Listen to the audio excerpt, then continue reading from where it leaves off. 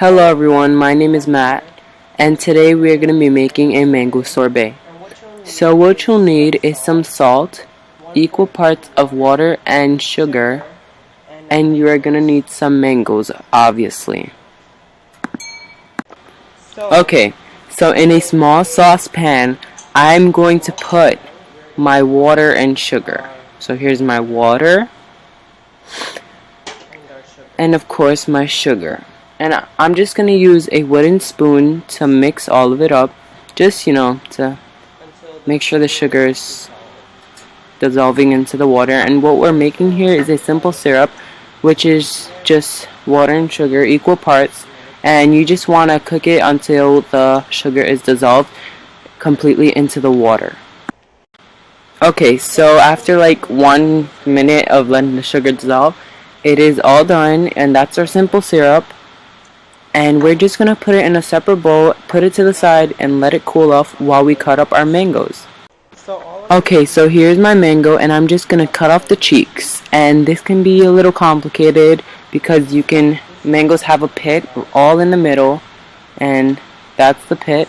As you can see, it got on one of the cheeks, but you could just easily cut that off. And it is not as hard, but you can hit the pit sometimes, and that's the pit. It's pretty big. It takes up like the whole mango, so can't really do nothing about it. But if you do have like a little pit, just peel it off with the knife and you're good to go. So that's our cheeks of the mangoes, and you need 3 whole mangoes. Okay, so get out your blender or your food processor. And those are my mango cheeks, and now I'm just gonna simply peel the mangoes over the food processor. And you want to do this over the food processor because you want to catch all the juices from the mango. And it is a little complicated, as you can see. I was struggling, but once you do it for like 2 cheeks, you'll get the hang of it, I promise. Okay, so yes, I did forget one ingredient. You can use lime or lemon, and the easiest way to juice them is by using a fork. I do have a juicer, but this way works for me way better. And you just need a small lime or a small lemon. And you do need some brightness to this mango sorbet, so you do need this. So now we are ready to puree our mangoes. And it may take a little time. You do need like a spoon. I'm using a wooden spoon to, mix it up so everything gets pureed. And it does take a while, but trust me, you do need to do this. So yeah, and this takes it took me about 3 minutes, and as you can see, it stops, but you just gotta mix it up and make sure it's getting all pureed. And don't do what I did. I turned it on while the lid wasn't on because I got distracted. Okay, so after you have pureed your mangoes, you want to put it through a fine sieve. And we are doing this because mangoes are so fibrous, so you definitely want to consider doing this step if you want a smooth mango sorbet. But of course, you can skip it. But why would you skip it?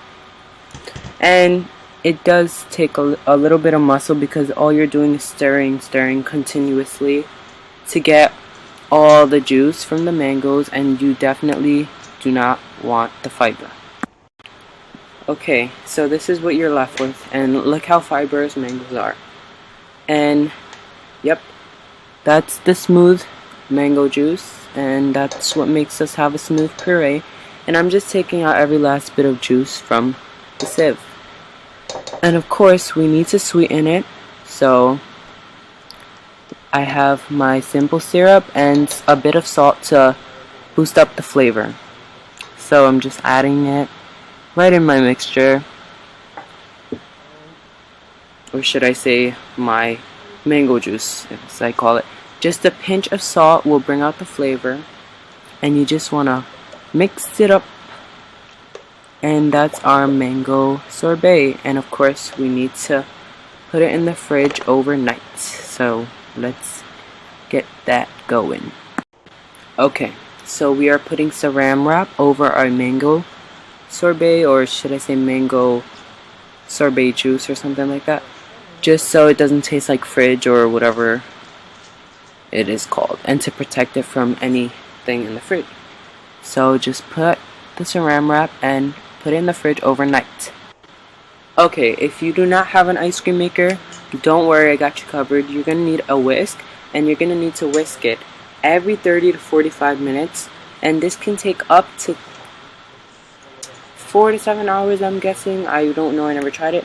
And I recommend using an aluminum bowl, or like metal bowl, I meant, because it freezes faster. And just whisk it up. Okay, so since I have an ice cream maker, I am just gonna pour my sorbet in there. And let me tell you about my ice cream maker, since I know people ask this. My ice cream maker is Hamilton Beach, that's the brand.